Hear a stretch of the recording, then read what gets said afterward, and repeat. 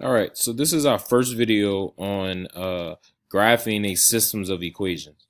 All right, and so the task of today was for you to graph these two systems of equations.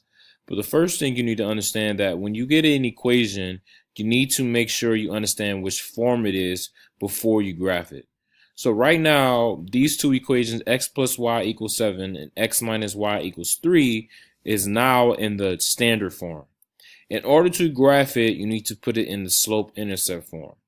And what that means is that you need to solve for y in both equations and have everything else isolated from the y. And so your equation should be equal to y for both of them. All right, so let's go ahead and do that.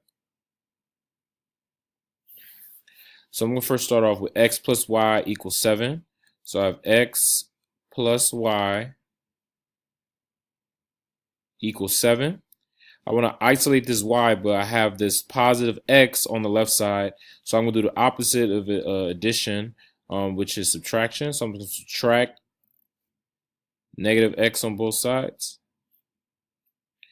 And now y equals 7 minus x. Y equals 7 minus x.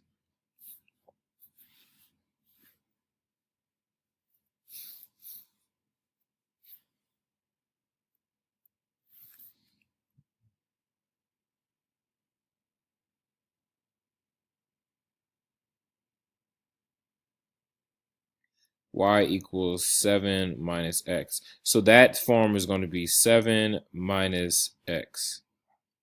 Or x, negative x plus 7. And this is what we're going to use. All right, let's do this one right here. So that's going to be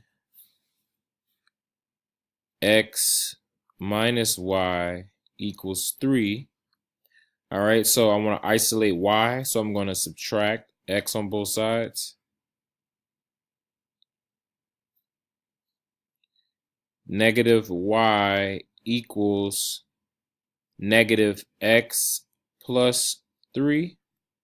Negative x plus 3, this is positive 3.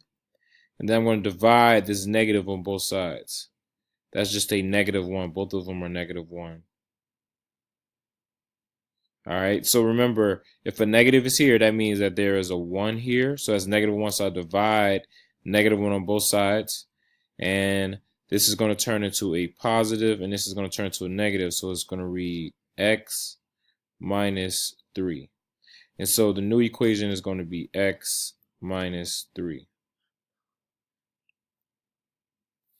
All right, so stay tuned for the next video. Now, I'm going to show you the rise of a run, the y-intercept, and how to graph these two equations.